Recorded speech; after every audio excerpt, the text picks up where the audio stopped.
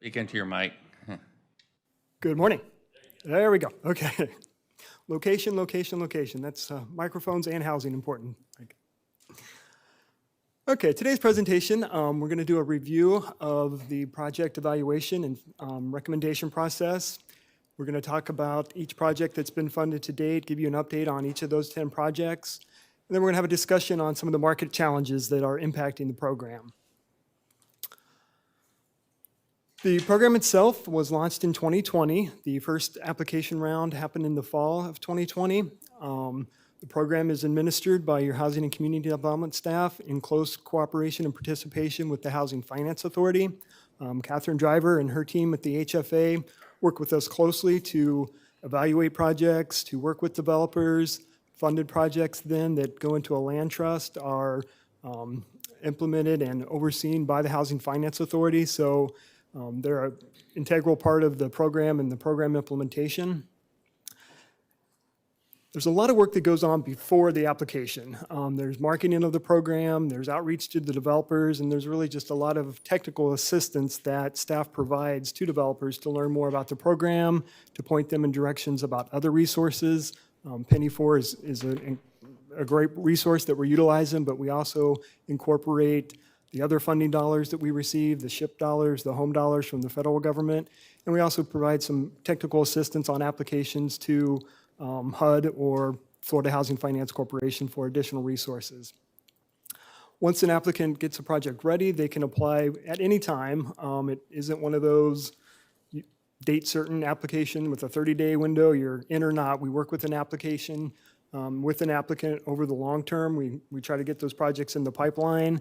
Some are ready to go pretty quickly. Others can take a year, 2 years to work through all the challenges and the process of getting to the point of ready to move forward.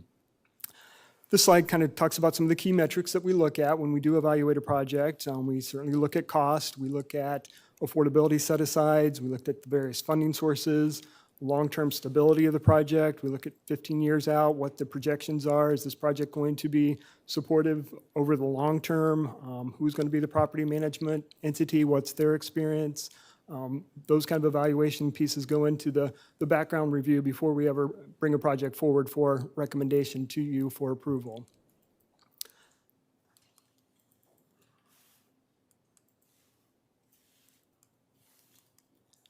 Then,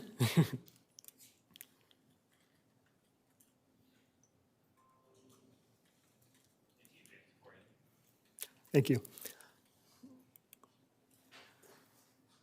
And then quickly, the funding approval process. Once we've evaluated a project and feel like it's ready to go and meets all the program criteria, we bring that to the board for your consideration. Prior to that time, there's often some negotiation that goes on. Applicants come in with a concept in mind and a dollar amount that they're requesting, and we go back and forth quite a bit to see if if that dollar amount can be reduced by looking at some other resources, and secondly, are we getting as much affordable housing in that project as we can? Are there ways to set aside additional units or maybe change that income mix where there's another tier of affordability added to that project? So there's quite a bit of back and forth that we as staff work with the developers and the applicants on to kind of optimize that project for cost and affordability requirements. Once the project comes to you, we're looking for your approval to move forward with the maximum amount of funding for the project and a conditional approval that then allows us to dig deeper and do the more due diligence efforts of appraisals, third-party underwriting, and move forward. Following that approval, then the project moves to funding. Often that means that we're acquiring the land for the property. Again, in coordination with the HFA, the land would be purchased, leased to the developer for a long-term period of time, 99 years, and those restrictions would stay in place to keep that acquisition, that land into the Affordable Housing Trust Fund for long-term affordability. Last steps of the process, once it's constructed, up and operating, then we have a responsibility to monitor that project each and every year to make sure that those affordability housing requirements are being met. So to date, 10 projects have been approved by the board for Penny 4 financing since the fall of 2020. 9 of those projects are in various stages of development, from recently completed to just getting underway to finalizing their financing. We have had one project that is withdrawn. They've decided to not participate in the program, and I'll talk a little bit more about that later in the presentation. The numbers on the screen are updated, reflecting the total units and the total cost for the 9 projects that are underway.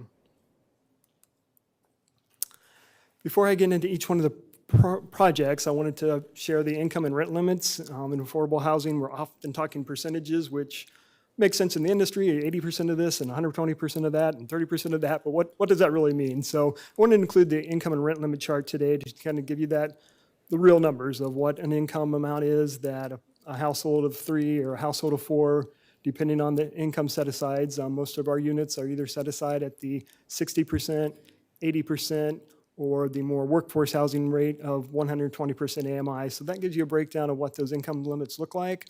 And as I suspected, after I put those in the presentation, the new income limits just came out yesterday. So surprisingly, they went up close to 10%. So we did see a sizable increase in the income